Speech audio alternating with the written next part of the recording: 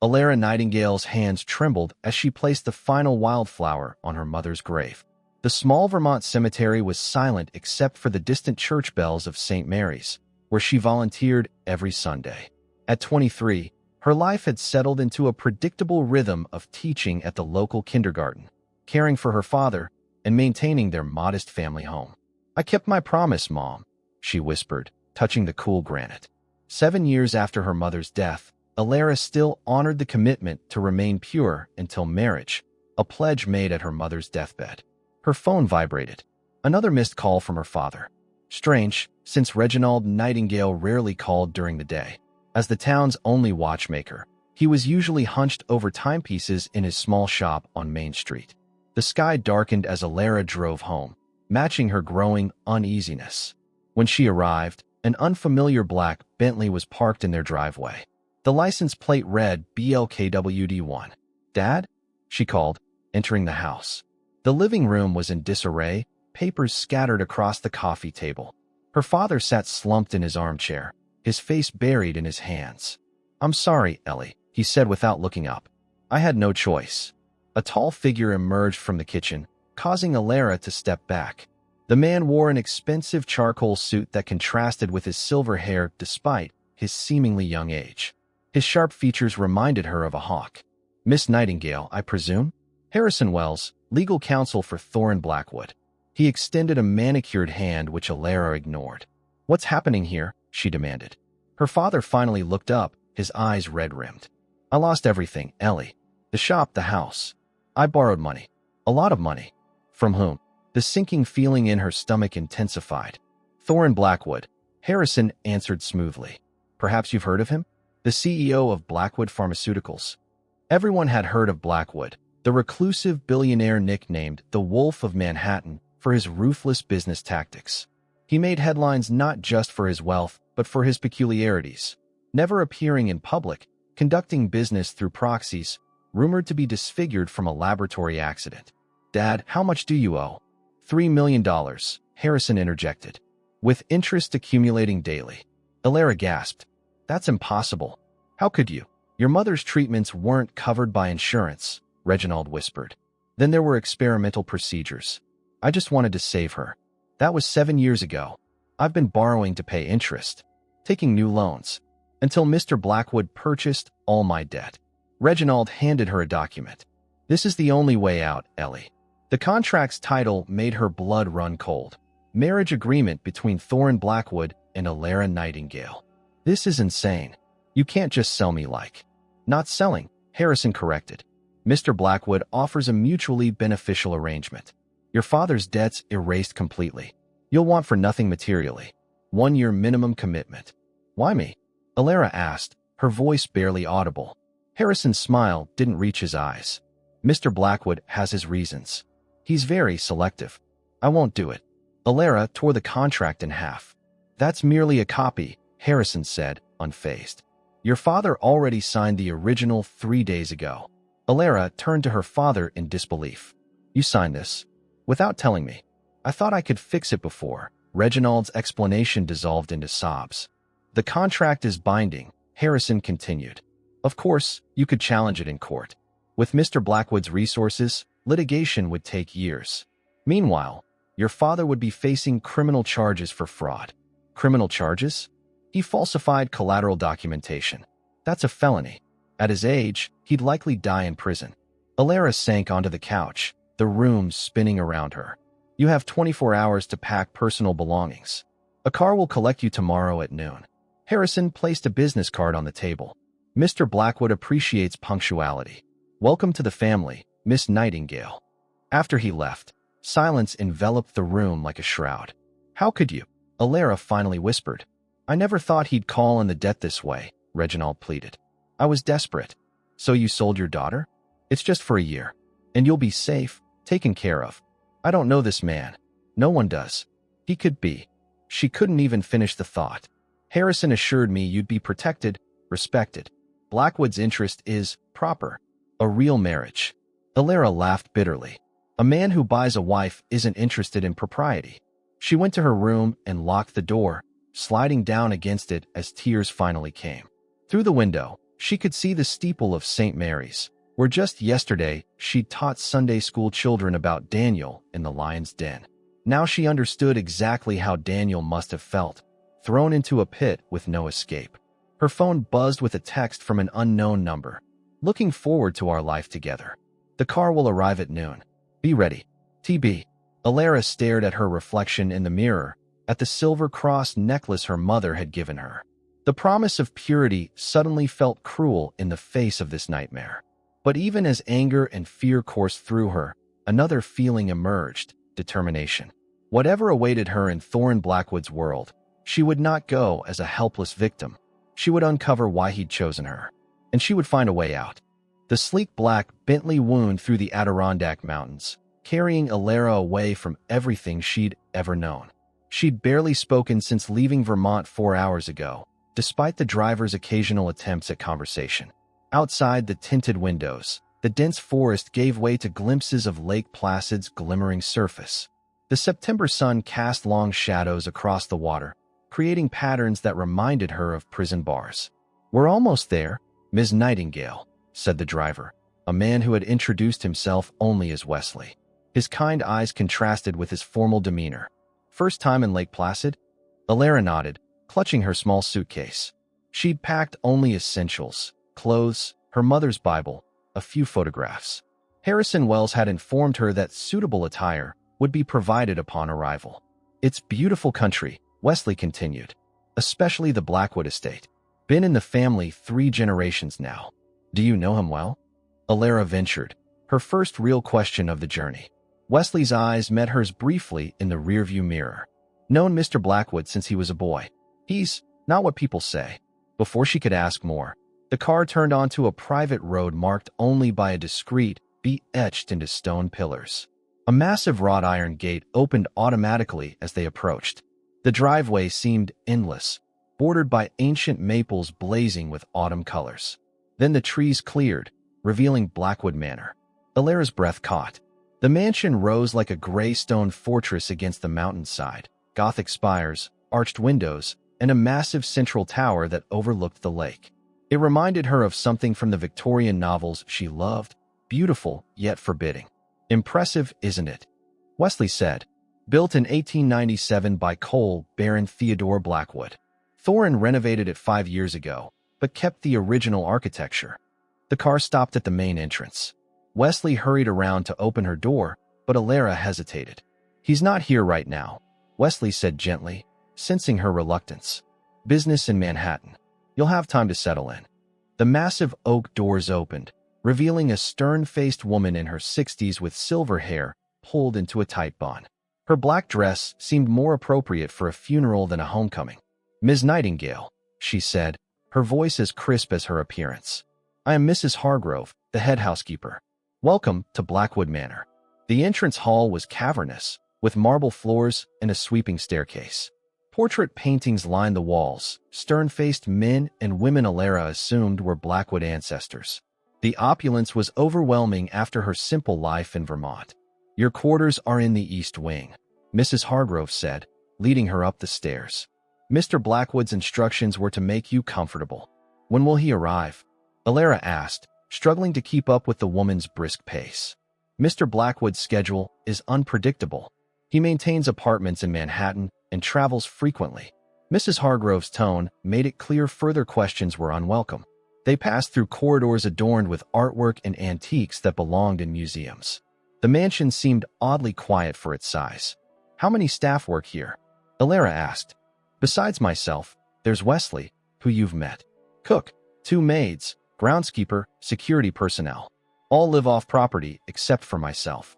She stopped at an ornate door. "These are your rooms." Rooms, plural. Alara stepped into what was essentially a luxury apartment within the mansion: a sitting room with a fireplace, a bedroom with a canopied bed, a bathroom with a marble tub, and a small study lined with bookshelves. "Your luggage will be brought up. Dinner is at 7 in the small dining room. Mr. Blackwood has arranged a suitable wardrobe." Mrs. Hargrove gestured to a massive walk-in closet filled with designer clothes, all in Alara's size. "The intercom system connects to all parts of the house. Press here for assistance." "Thank you," Alara said, overwhelmed. Is there? Will I have access to a phone? Internet. The study has a computer with limited connectivity for your use. Personal communications are monitored for security purposes. Mrs. Hargrove's expression softened slightly. Mr. Blackwood values his privacy above all else, Ms. Nightingale. There are areas of the house that remain locked. It would be wise not to explore beyond where you're invited. After Mrs. Hargrove left, Elara sat on the edge of the bed, reality crashing over her. This gilded cage was to be her home for at least a year. She crossed to the windows, expecting bars, but found they opened to a small balcony overlooking the lake. The view was breathtaking, yet the mountains surrounding the property emphasized her isolation. The intercom buzzed, making her jump. Ms. Nightingale. The voice was deep, with a slight accent she couldn't place. Welcome to my home. I trust your journey was comfortable. Thorin Blackwood, speaking to her through a machine. How fitting. As comfortable as being trafficked can be, she replied, surprising herself with her boldness. A pause, then a soft chuckle. I understand your anger, but this arrangement is beneficial for both of us. How? What do you want from me? In time, Elara. The way he said her name sent an involuntary shiver down her spine. For now, settle in. We'll discuss terms when I return. When will that be? Soon. Mrs. Hargrove will see to your needs. You'll find the library on the second floor quite extensive. I've added books I thought might interest you. Victorian literature, I believe you favor. How did he know that? The realization that he'd researched her personal preferences was unsettling. Why me? She asked directly. Why go to these lengths? The intercom remained silent, so long she thought he'd gone. Because you're unique, he finally answered. More than you know. The connection clicked off, leaving Elara staring at the device. She moved to the closet, examining the clothes. All elegant, expensive, and modest. Opening drawers, she found everything from lingerie to jewelry, all in her size. The thoroughness of the preparations suggested Blackwood had planned this for months. At the back of the closet, something caught her eye. A midnight blue evening gown with a note pinned to it. For our first dinner together. TB. Elara closed the closet door firmly. If Thorin Blackwood thought she would play dress-up for his amusement, he was mistaken. She might be trapped here, but she wouldn't surrender her dignity. That night, she stood on the balcony watching storm clouds gather over the lake, feeling like Jane Eyre at Thornfield Hall, except Rochester, for all his faults, had shown his face. Her mysterious husband remained a voice without form, a presence felt but unseen.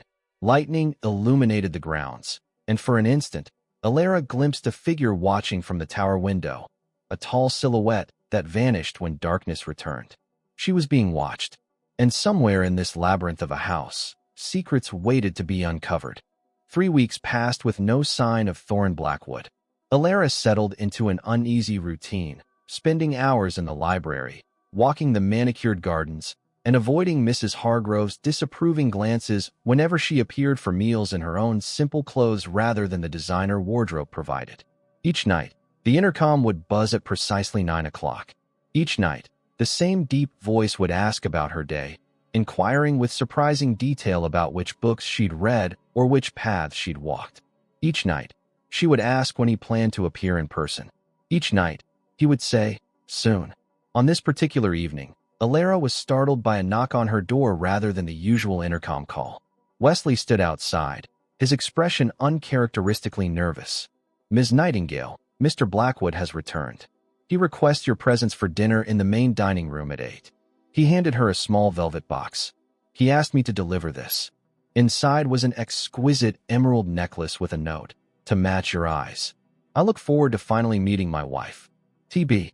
Please inform Mr. Blackwood I'll be down at 8, Elara said, returning the box to Wesley. Without the necklace. At 8 precisely, Elara descended the grand staircase in a simple black dress from her own wardrobe. The main dining room doors stood open, revealing a cavernous space dominated by a table that could seat 30. Only 2 places were set, at opposite ends. The room was dimly lit by candelabras, casting more shadows than light. A figure stood by the fireplace, his back to her, tall, broad-shouldered, dressed in an impeccable black suit. At the sound of her footsteps, he turned slightly, but remained partially in shadow. Elara. His voice matched the one from the intercom. At last, Mr. Blackwood. She remained in the doorway, heart pounding. Please, call me Thorin. We are married, after all. He gestured to the table. Join me. As she approached, he stepped into the light, and Alara stopped abruptly. The right side of his face was covered by a fitted black leather half-mask that extended from his hairline to just above his jaw. His visible features were strikingly handsome. Sharp cheekbones, strong jaw, intense gray eyes. His dark hair, streaked with premature silver at the temples, was swept back from his forehead. Does my appearance disturb you? He asked, his visible eyebrow raised. I expected both of us to be at this dinner, Alara replied. Not just half of you. A smile touched the visible corner of his mouth. Directness. Refreshing. He pulled out a chair, not at the end of the table, but adjacent to the head. I assumed you might prefer not to shout across 20 feet of mahogany. Throughout dinner, served by silent staff who appeared and disappeared like ghosts, Thorin watched her with unnerving intensity. He ate sparingly, his movements precise as he maneuvered around the mask. Alara noticed his hands, strong, with long fingers, but marked with faint scars. The mask, she finally said. Is it because of the laboratory accident? His fork paused midway to his mouth. You've researched me. The library has internet access. Limited, as Mrs. Hargrove warned, but enough to learn about the reclusive billionaire who purchased a wife. I dislike that characterization. What would you call it? A merger. His tone remained conversational. Your father accumulated debts he couldn't repay. I acquired those debts and offered a solution beneficial to all parties. Except you never explained what benefit you derive from this arrangement. Thorin took a slow sip of wine. Company, conversation, perhaps even companionship, eventually. There are less complicated ways to find those things. Not for me. He gestured to his mask. My condition makes normal social interactions challenging. What happened to you? A story for another time. He changed the subject. You've been avoiding the clothes I provided. I'm not a doll to dress up. The clothes are practical. You'll need them tomorrow night. Alara set down her fork. What's tomorrow night? I'm hosting a dinner for key investors. As my wife, your presence is expected. I didn't agree to public appearances. The contract stipulates participation in necessary business functions. His tone hardened slightly. This is necessary. Alara pushed her plate away, appetite gone. I won't pretend we have a normal marriage. You needn't pretend anything. My associates are aware of our arrangement. That you purchased me? For the first time, anger flashed in his visible eye. That we have a marriage of convenience, nothing more. No one knows the financial details. After dinner, he escorted her to the grand library rather than back to her rooms. The space was magnificent, 2 stories of books with rolling ladders and hidden alcoves. A fire crackled in a massive stone fireplace. This room was what sold me on the property, Thorin said, his tone softening. I thought you might appreciate it as I do. Despite herself, Alara was moved by the gesture. It's beautiful. I noticed you've been reading the Brontes. There's a first edition of Jane Eyre in the glass case. She couldn't help smiling. Are you Rochester in this scenario? The brooding master with secrets? I hope I'm less manipulative. He moved to a cabinet and removed a leather portfolio. These are the financial statements showing your father's debt has been cleared. The deed to your family home returned to his name.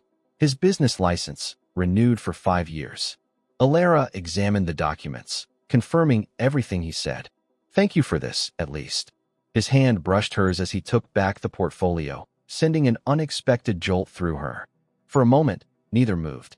The library doors burst open as a man in an expensive suit entered without knocking. He stopped short at the sight of them. Thorin, the Tokyo numbers, he noticed Alara. Ah, the new Mrs. Blackwood, I presume? Drake, Thorin's voice was cool. This is my wife, Alara. Alara, Drake Mercer, my chief financial officer. Drake's smile didn't reach his eyes as he kissed Alara's hand. The mysterious bride. Thorin's kept you quite hidden. We value our privacy, Thorin replied. Of course. Drake's gaze lingered on Alara. I look forward to tomorrow's dinner. We have much to discuss, particularly about Project Lazarus. Thorin stiffened almost imperceptibly. We'll discuss it privately beforehand. As you wish. Drake nodded to Alara. A pleasure, Mrs. Blackwood. After he left, Thorin's demeanor changed. He moved to pour himself a drink, his movements less fluid than before. Who is Project Lazarus? Alara asked. Not who. What? A research initiative. What kind of research? Medical. Proprietary. He downed his drink in one swallow and winced. It's late. I'll escort you to your rooms. At her door, he paused. Wear the emeralds tomorrow. They complement your coloring. Is that an order? A request. His voice softened. Please. After he left, Alara leaned against the door, processing the encounter. The man was nothing like she'd expected, not a monster, but not entirely human either. Something about him seemed almost mechanical, rigidly controlled, except for brief moments when something raw and vulnerable flickered in his eye. The velvet box with the necklace still sat on her dresser. She opened it, admiring the emeralds despite herself. As she lifted the necklace, a small piece of paper fell out. Not the note she'd seen earlier, but something that had been hidden beneath the jewelry. It contained just 4 words in an unfamiliar handwriting. He's watching. Trust no one. Alara barely slept that night, the mysterious note burning in her mind. He's watching.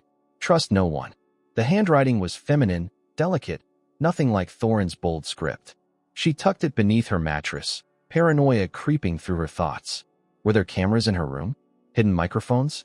Dawn found her exhausted but determined. If Thorin Blackwood was watching, she would give him something to see. She spent the morning exploring the East Wing, supposedly her territory, testing doors, examining keyholes. Most rooms were standard, guest bedrooms, sitting rooms, a small music room with a grand piano. Nothing suspicious, until she reached the end of the hall where a heavy oak door stood locked.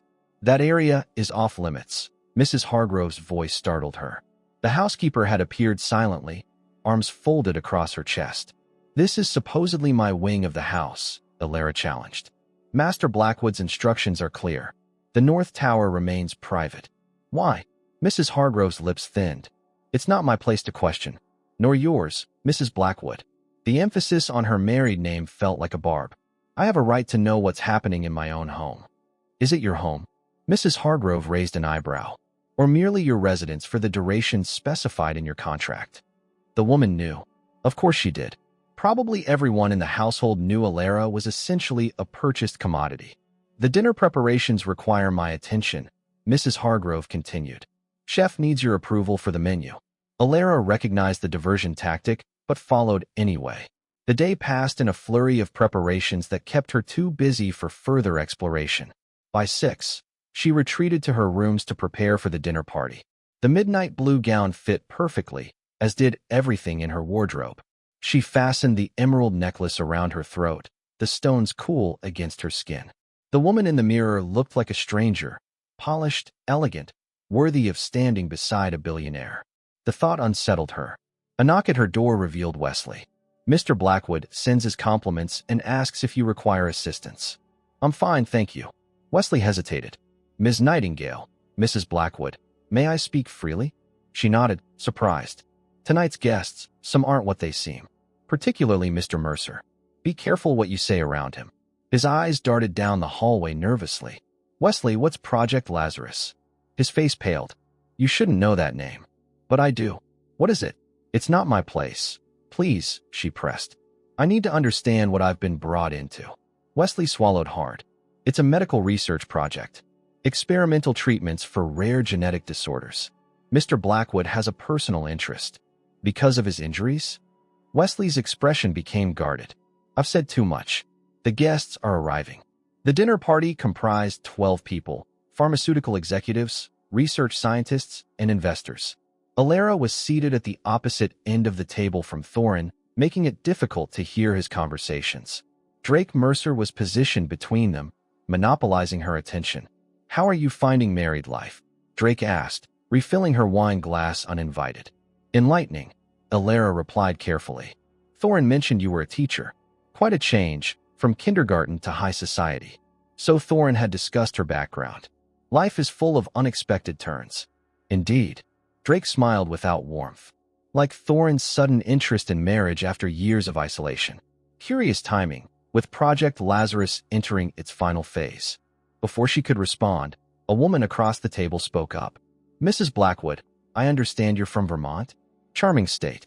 I vacationed in Stowe last winter. Alara grew up in Burlington. Thorin interjected from the head of the table, though he couldn't possibly have heard their conversation. The discussion shifted to safer topics, but throughout dinner, Alara noticed Drake watching her with uncomfortable intensity. She also caught fragments of conversation, mentions of genetic compatibility, cellular regeneration, and breakthrough treatment. After dinner, the men retreated to Thorin's study while Alara was expected to entertain the executives' wives with coffee in the drawing room. Making excuses about a headache, she slipped away, determined to use this opportunity to explore. The north wing was dark, most doors locked. As she turned a corner, voices drifted from a partially open door. Compatibility tests confirm it's her. A man's voice, Drake's, was saying. Genetic markers match perfectly, and she suspects nothing? Another voice she didn't recognize. She's curious, but ignorant of her value. Thorin's playing his cards close. The masquerade can't continue much longer. The disease is progressing faster than projected, which makes her all the more valuable, Drake replied. If Thorin dies before the treatment protocol is complete, then we lose everything. The other man interrupted.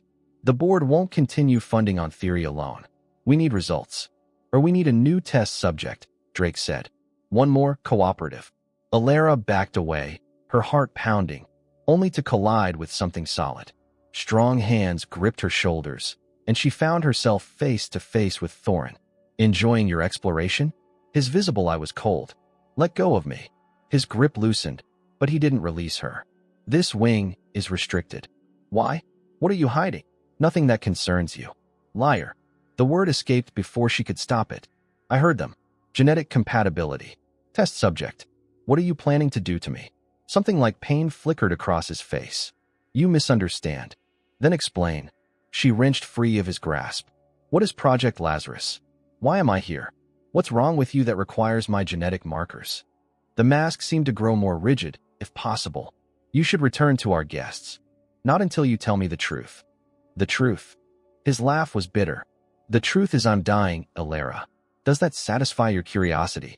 The blunt admission silenced her momentarily. Dying from what? A rare genetic disorder. Progressive, fatal, and currently untreatable by conventional medicine. He straightened his jacket with mechanical precision. Now, shall we return to our charade of marital bliss? That doesn't explain why I'm here, doesn't it? He turned away. Think about it. Research my condition. You're an intelligent woman. The library has everything you need. Before she could respond, the sound of approaching footsteps ended their conversation. Drake appeared, his smile too knowing. Ah, there you are, showing your bride the facilities. Alara was returning to the drawing room. Thorin replied smoothly. Weren't you, dear? The endearment sounded foreign from his lips. She nodded stiffly, unwilling to make a scene in front of Drake. Later that night, after the guests departed, Alara slipped down to the library. The computer access was indeed limited, but medical journals were available. She searched for rare genetic disorders, cross-referencing with Blackwood Pharmaceuticals' research focus. Hours later, she had her answer. Caulfield's syndrome, a degenerative condition affecting fewer than 50 people worldwide.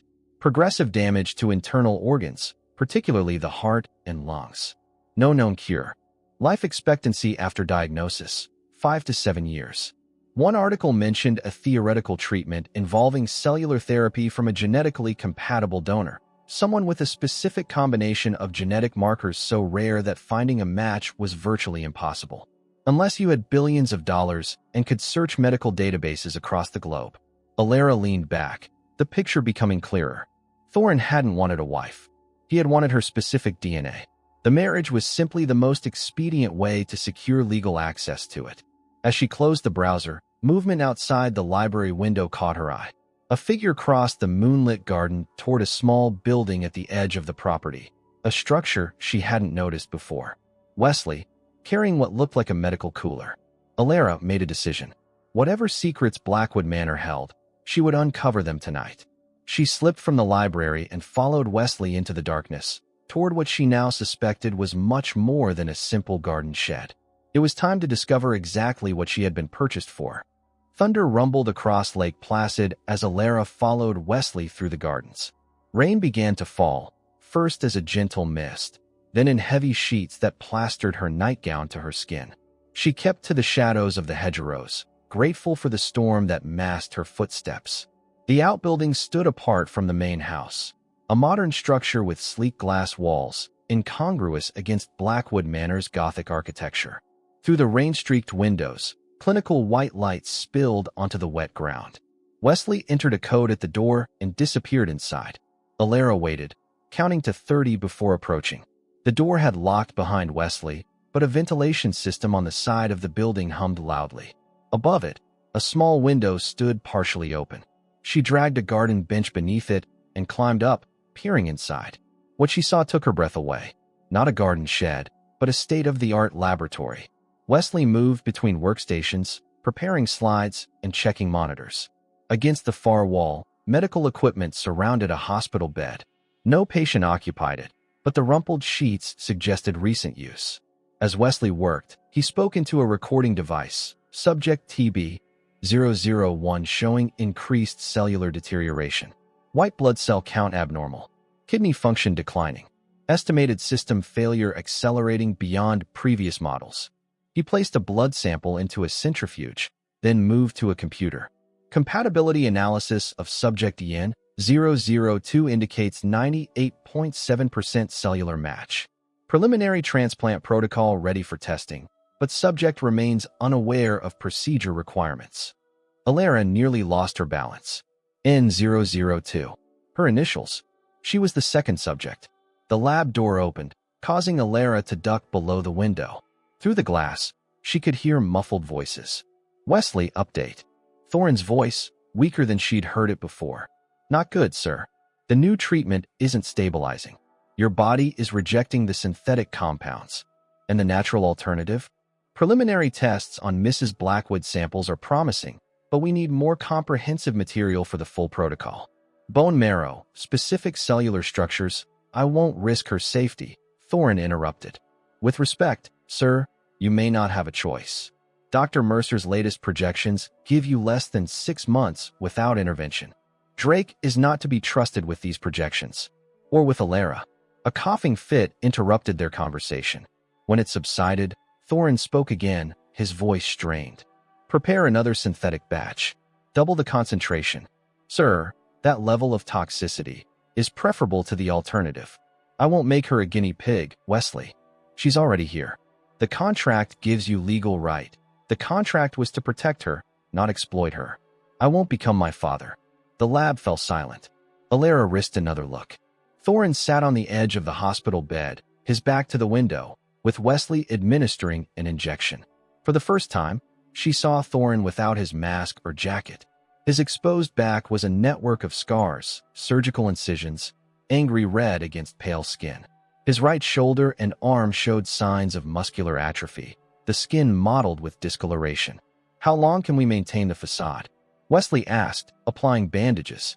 Long enough to complete Project Lazarus without her involvement. Drake believes she's essential, but I've commissioned alternative approaches. And if they fail? Thorin's shoulders slumped. Then I die as I've lived. Alone. The raw vulnerability in his voice made Alara's chest tighten unexpectedly.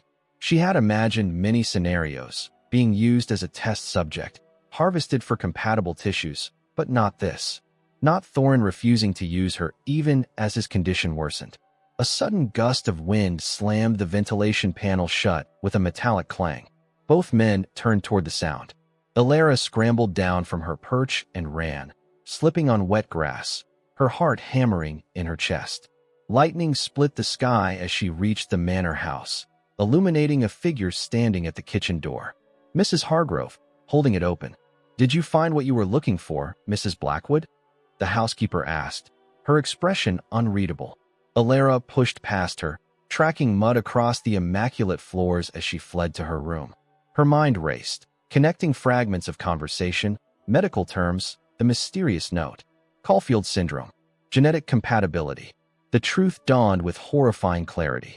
She wasn't just a convenient match discovered through medical databases.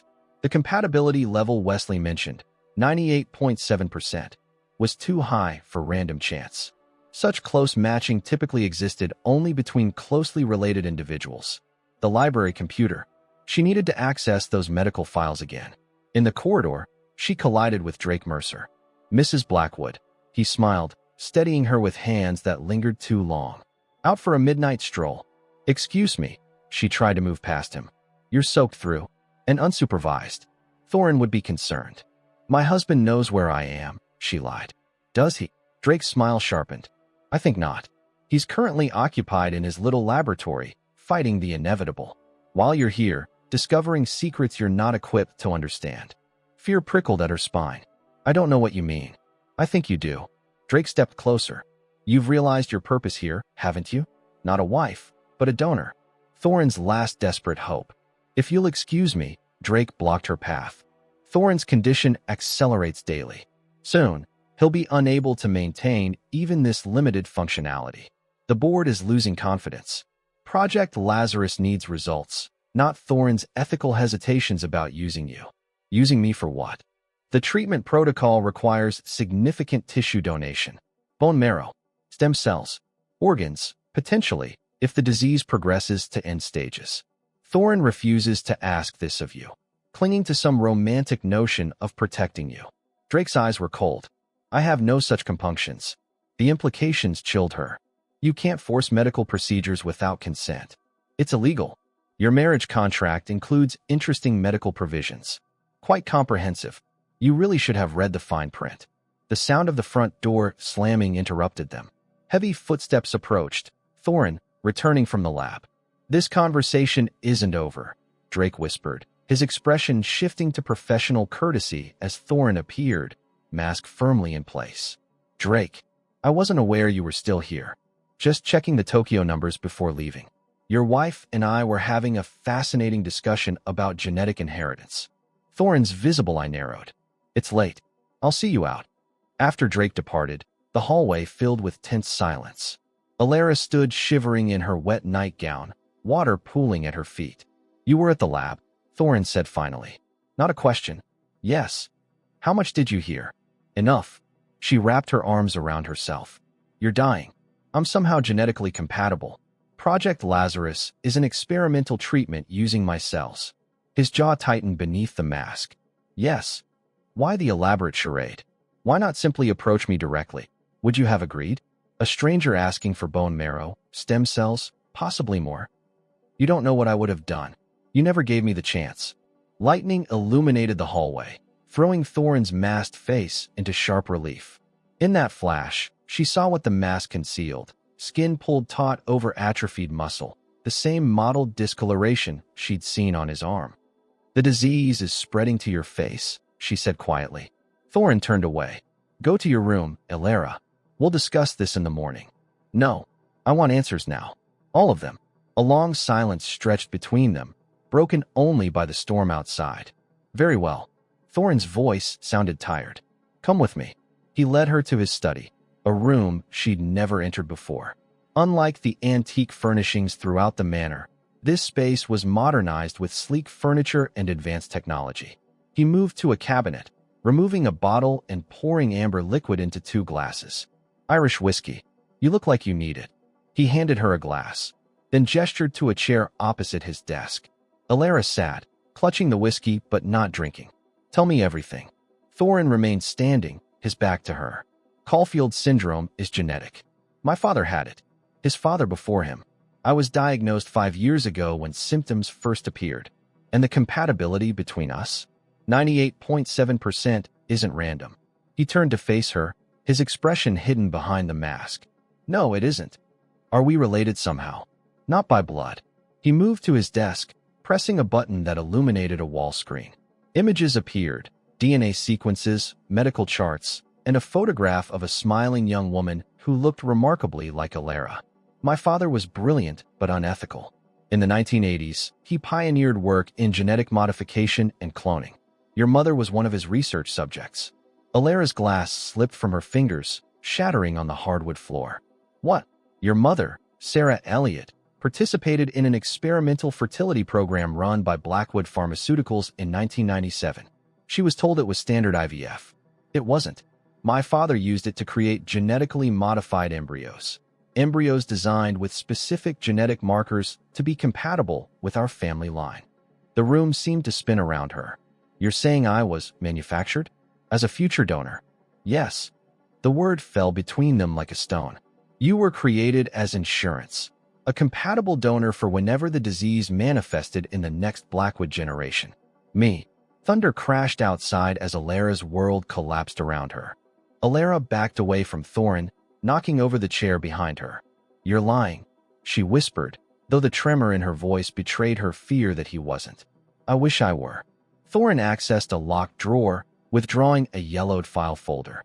"Your mother was patient number 127 in the Blackwood Fertility Initiative.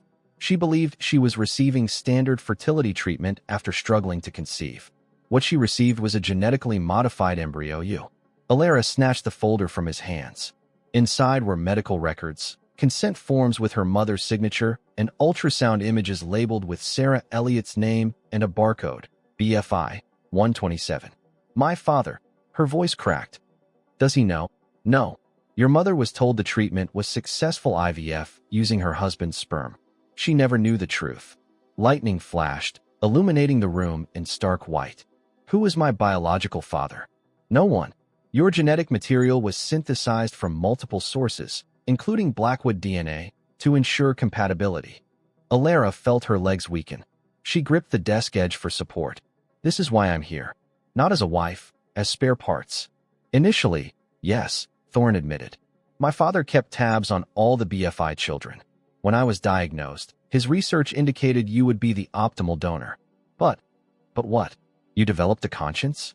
Decided buying me was more humane than kidnapping me. I wanted to protect you." He moved toward her, but she recoiled. "Drake and the board wanted to proceed immediately with aggressive harvesting procedures. I created the marriage contract to gain legal guardianship, to shield you from them while finding an alternative treatment." "How noble," she spat. "While lying to me every day. I intended to tell you everything, once I'd secured your legal protection." A crash from downstairs interrupted them. Shouting voices echoed through the manor.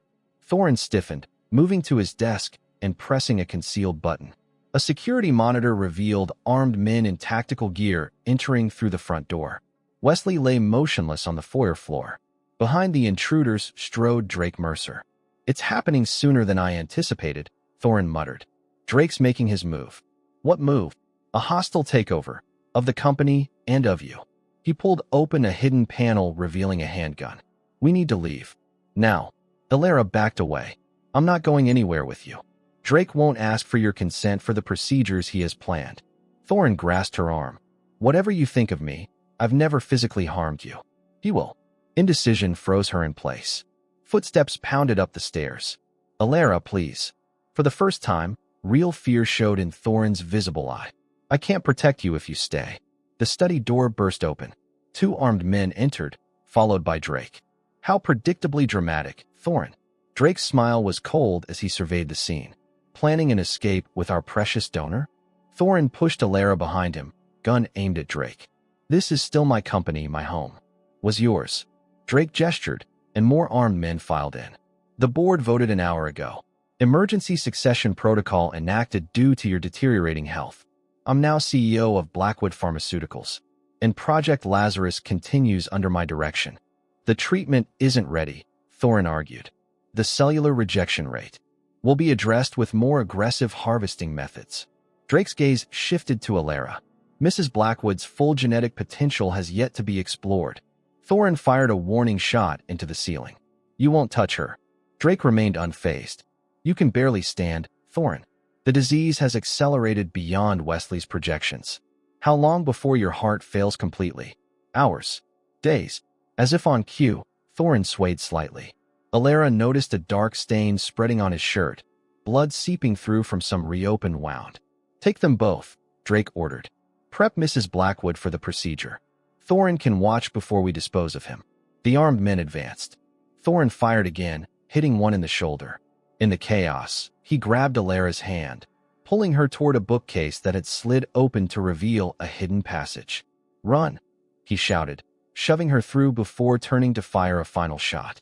Alara hesitated at the passage entrance, watching in horror as Thorin collapsed to one knee, his gun clicking empty. Drake approached, smiling victoriously. "Genetic destiny, Thorin. You can't escape it." In that moment, Alara made her choice. She grabbed a heavy paperweight from a nearby shelf and hurled it at Drake, striking him in the temple. As he staggered, she darted back to Thorin, hauling him to his feet and dragging him into the passage. The bookcase slid closed behind them as bullets splintered the wood. The hidden passage plunged them into darkness. Alara supported Thorin's weight as they stumbled forward, his breathing labored and raspy. Her mind reeled with revelations, her own origins, Thorin's condition, Drake's betrayal, but survival instinct pushed everything else aside. "Where does this lead?" she whispered. "Boathouse," Thorin gasped. "Lake access." The passage sloped downward, cold air seeping through stone walls. Thorin stumbled, nearly dragging them both down. "You're bleeding," Alara said, feeling warm wetness spread across her arm where she supported him. "Old wound, reopened." His voice weakened. "The treatment tonight was experimental. Side effects." They reached a metal door. Thorin fumbled with a keypad, entering a code with trembling fingers. The door swung open to reveal a modern boathouse connected to the lake by a short canal. A sleek speedboat waited at the dock. Behind them, muffled shouts echoed through the passage. Drake's men had found the entrance. "Can you pilot this?" Thorin asked, collapsing onto a bench. "I grew up near Lake Champlain. I can manage." Alara started the engine, casting off the mooring lines. As the boat glided into the misty lake, gunshots rang out from the boathouse. "Stay down." Thorin pulled her to the floor as bullets whistled overhead. The boat accelerated into the storm, rain lashing their faces as Alara navigated blindly through fog and darkness. Only when the boathouse disappeared from view did she slow their pace, uncertain where to go. "There's a cabin," Thorin directed weakly. "North Shore. Emergency supplies." Alara steered according to his instructions, finding a small wooden dock barely visible through the rain. She helped Thorin from the boat, his mask now askew, revealing more of his deteriorating features. They stumbled into a rustic cabin, one room with basic amenities and a generator that Alara managed to start. In the harsh electric light, she could finally see Thorin's condition clearly. Blood soaked his shirt from a wound on his chest. The disease's progression was obvious, his exposed skin mottled with lesions, muscles atrophied beneath his clothes. "First aid kit. Bathroom cabinet," he directed, collapsing onto a threadbare couch. Alara found medical supplies and returned to find Thorin struggling to remove his shirt. Without thinking, she helped him, gasping at the extent of surgical scars across his torso. "What have they done to you?" she whispered. "Experimental treatments. Tissue grafts. Synthetic organ supplements." His breathing was shallow. Each bought a little time. She cleaned and bandaged the reopened incision on his chest, clearly a recent surgical site that had ruptured during their escape. "Why did you save me?" Thorin asked as she worked. "You could have let Drake take me." "I wouldn't wish Drake's harvesting procedures on anyone," she replied. "Even you." "Fair enough." A ghost of a smile crossed his face. When she finished bandaging him, an uncomfortable silence fell between them. Rain hammered the cabin roof. 7 years ago, Thorin finally said, a young woman donated bone marrow to a children's hospital in Burlington. Alara stilled. "How do you know about that?" "Because it saved my nephew's life. A boy with early-onset Caulfield syndrome. I tracked the donor, you, out of gratitude. That's how I discovered you were a BFI child. Your nephew died 2 years later anyway. The disease adapted." Thorin's voice broke slightly. But those 2 years mattered. His parents had time to say goodbye. Something shifted in Alara's understanding. "You knew I was compatible before your diagnosis." "Yes, but I never intended to use you. I was searching for alternatives, developing synthetic treatments." He coughed, blood speckling his lips. "When I was diagnosed, the board learned about the BFI program, about you. They wanted immediate access. I created the marriage contract to protect you from them while continuing research. You could have told me the truth from the beginning. Would you have believed me? A stranger claiming you were genetically engineered as a donor." The truth of his words stung. She wouldn't have believed him. "What happens now?" she asked. "Drake won't stop hunting us. You're too valuable." Thorin's gaze met hers directly. "But there's a chance we can expose everything. The illegal genetic experiments, the BFI program, Drake's corporate takeover." "How?" "Evidence in my private server. If we can access it, transmit it to federal authorities. You'd destroy your own company? Your family legacy." Thorin's laugh was bitter. "My family legacy is genetic manipulation and exploitation. It deserves destruction." Outside, a motor sounded, boats on the lake. Drake's men searching. We need to move. Thorin struggled to stand, then collapsed in pain. Alara made a decision. I'll help you expose Drake and Blackwood Pharmaceuticals. Why would you help me now? Not for you, she clarified. For the truth. For my mother who never knew what was done to her. For myself. Thank you, he whispered. Despite everything, something in his vulnerability touched her. The facade of the powerful, manipulative billionaire had crumbled, revealing a dying man trying, in his broken way, to right generational wrongs. Rest, she told him. We move at dawn. As Thorin slept fitfully, Alara watched the storm through the cabin window, contemplating the impossible choice before her. She had been created for one purpose, to save the man who had deceived her. Now his life literally rested in her hands, along with the truth about her own existence. By morning, she would need to decide, walk away and reclaim her freedom, or help the man who had bought her, but who might be her only path to justice. The first light of dawn filtered through the cabin windows as Alara placed a wet cloth on Thorin's forehead. His fever had worsened overnight, his breathing becoming increasingly labored. The disease was accelerating, just as Drake had claimed. We need to get you to a hospital, she said, checking his bandages. Not possible. Thorin's voice was barely above a whisper. Drake will have alerted hospitals. We'd be found immediately. Then what's your plan? You're dying, Thorin. His eyes, both now visible as the mask had been discarded during the night, fixed on her with surprising clarity. There's a private airfield 20 miles north. My pilot, Marcus, is loyal. He can fly us to a secure facility in Canada where I have allies. And the evidence against Drake? Server access is biometric. I need to be physically present at Blackwood Manor to retrieve it. Alara paced the small cabin. That's suicide. Drake's men are everywhere. Not everywhere. Thorin struggled to sit up. The manor has a tunnel system from Prohibition days. Entrance is half a mile up the shoreline, leads directly to my private study. The sound of boat engines drifted through the morning mist. Drake's search had resumed. They're getting closer, Alara said. We need to move now. She helped Thorin into the cabin's tiny bathroom, where he cleaned up as best he could. When he emerged, dressed in fresh clothes from the emergency supplies, she was struck by the contradiction of his appearance. Expensive clothes hanging off his deteriorating frame, his once handsome face now partially ravaged by disease. You should leave me, he said suddenly. Take the boat, head south. With my phone, you can contact authorities, start a new life. And let Drake continue your father's work? Create more children like me. She shook her head. No, we finished this. They slipped out of the cabin as a patrol boat passed on the opposite side of the cove. Moving slowly through the woods, they followed the shoreline north, Thorin leaning heavily on Alara for support. There was another reason I chose marriage, Thorin admitted as they paused for him to rest. When I found you, learned about your life, I admired you. Your resilience after losing your mother. Your dedication to teaching children despite your own pain. You were stalking me. Observing, he corrected. I convinced myself it was research. But truthfully, I was drawn to you. The contract was both protection and selfishness. I wanted to know you before I died. Alara didn't respond, unsure how to process this revelation. They continued in silence until reaching a seemingly ordinary rock formation. Thorin pressed against a specific stone, revealing a hidden entrance. Bootleggers used these tunnels to smuggle alcohol from Canada, he explained as they entered the damp passage. My grandfather expanded them during Prohibition. The tunnel was narrow, lit only by Thorin's phone flashlight. They moved slowly, every step clearly painful for him. How did you find out about your condition? Alara asked, partly to distract him from the pain. 5 years ago. Routine physical. The doctor noticed irregularities in my blood work. By then, the disease had already begun affecting my internal organs. He paused, catching his breath. My father had prepared me, of course.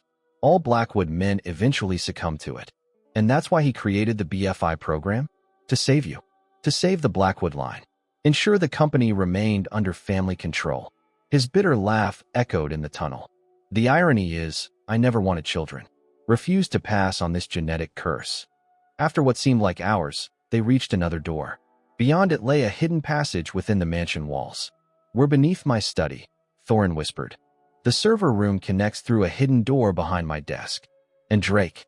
He'll be in the main laboratory, preparing for your procedures. Thorin's expression darkened. We have to assume the manor is under surveillance. We'll have minutes at most. The passage opened into Thorin's study, now in disarray from the previous night's confrontation. Thorin moved to his desk, pressing his palm against a hidden scanner. A section of wall slid open. Inside was a small server room. Thorin connected his phone, his fingers flying across the keyboard despite their trembling. Downloading all files related to Project Lazarus and the BFI program, he murmured. Sending copies to the FBI, SEC, and major news outlets. Alara stood watch at the door, listening for approaching footsteps. Hurry. Almost done. One more. Thorin collapsed suddenly, clutching his chest. Thorin. Alara rushed to his side. Heart failing, he gasped. Finish the transfer. She took the phone, following his whispered instructions to complete the file transfer. As the progress bar reached 100%, shouts echoed from the hallway. They know we're here, she said, helping Thorin to his feet. Can you walk? He nodded weakly, leaning heavily against her as they returned to the hidden passage. They had barely sealed the entrance when the study door burst open. Search everything, Drake's voice commanded. They can't have gone far. They retreated through the tunnel, Thorin growing weaker with every step. Halfway to the exit, he stumbled, falling to his knees.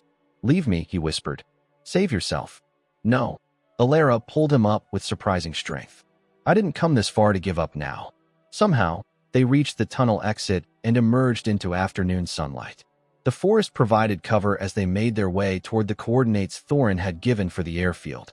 By sunset, they spotted the small clearing where a private jet waited. An older man paced beside it. Marcus, Thorin's pilot.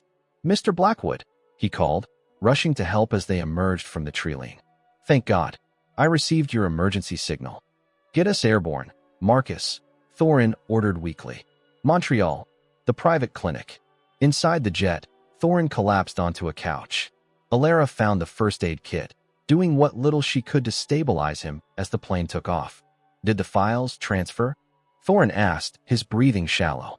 Yes, everything's sent. Good. He closed his eyes briefly. There's one more thing. Personal safe at the Montreal apartment. Access code 5271. Documents inside. Everything you need. New identity. Accounts in your name. You planned for this? Hoped it wouldn't be necessary. He coughed, blood staining his lips. Alara, I'm sorry. For everything. The genuine remorse in his eyes touched something in her she'd tried to keep guarded. Despite everything he'd done, he was trying to make amends. Why did you really create the marriage contract? She asked softly. The truth. Thorin's gaze held hers. Because I fell in love with the idea of you. Then with you. I told myself it was protection, but I was selfish. Wanted to know what it felt like to be loved before I died. You could have tried honesty. Fear makes cowards of dying men. His hand found hers. The contract is void now. You're free. 6 hours later, they landed in Montreal. An ambulance waited on the tarmac, whisking Thorin to a private medical facility. Alara followed, still processing everything that had happened. In the hospital waiting room, a television broadcast breaking news. Blackwood Pharmaceuticals under federal investigation for illegal genetic experimentation. Drake Mercer was shown being led away in handcuffs. A doctor approached her. Mrs. Blackwood, your husband is asking for you. Thorin lay in a hospital bed, surrounded by medical equipment. Despite the technology, it was clear he was failing. The files reached the right people, Alara told him, sitting beside his bed. Drake's been arrested. A weak smile touched his lips. Good. The doctor says. She hesitated. Your heart is failing. There's nothing they can do. I know. His eyes held a strange peace. I've accepted it. There is one option, Alara said slowly. A bone marrow transplant. My bone marrow. Thorin's eyes widened. No, I won't take that from you. I'm not offering it to you. I'm offering it to all the other BFI children who might develop the condition. Your research could help them. She took a deep breath. If I donate, will your doctors use it to complete the research? To help others like me? Yes, he whispered. But the procedure, it's painful, invasive. I know. I've done it before. She squeezed his hand. It's my choice this time. My decision. 6 months later, Alara stood on the balcony of Blackwood Manor, watching spring blossom around Lake Placid. The mansion had been transformed, no longer a private residence, but a research facility dedicated to treating genetic disorders. Behind her, Thorin emerged from his wheelchair, walking slowly with a cane. The transplant had worked better than anyone expected, halting the disease's progression. He would never fully recover, but he had been given time, years instead of months. The board approved the compensation package for all BFI families, he said, joining her at the railing. Full disclosure, medical monitoring, and financial support. And my father? He knows everything. It was his choice to meet you or not. Thorin hesitated. He's in the library, waiting if you're ready. Alara nodded, emotions warring within her. These months had changed everything. Her understanding of herself, her relationship with Thorin, her future. Whatever happens, Thorin said softly, remember you're free now. The contract is void. You can leave anytime. I know. She turned to face him fully. The man before her was changed, humbled by illness, transformed by remorse and redemption. The arrogant billionaire who had purchased her was gone, replaced by someone who had learned the value of honesty, vulnerability, and true connection. I'm staying, she said simply. Not because of any contract. Because I choose to. Thorin's scarred face, no longer hidden behind a mask, showed naked hope. Why? Instead of answering, Alara reached for his hand, placing it gently on her abdomen where the smallest swell had begun to show. Because some secrets, she said, a smile finally touching her lips, are worth keeping. In his eyes, she saw what she had never expected to find in this house of shadows. A future bright with possibility, built not on obligation or genetic destiny, but on choice, truth, and love that had grown in the most unlikely of circumstances. Beneath her hand and his, new life stirred, proof that beyond masks and manipulation, beyond secrets and suffering, healing was possible. Their child would be born free of contracts, free of disease, free to write its own story. And for the first time since entering Blackwood Manor, Alara felt truly home.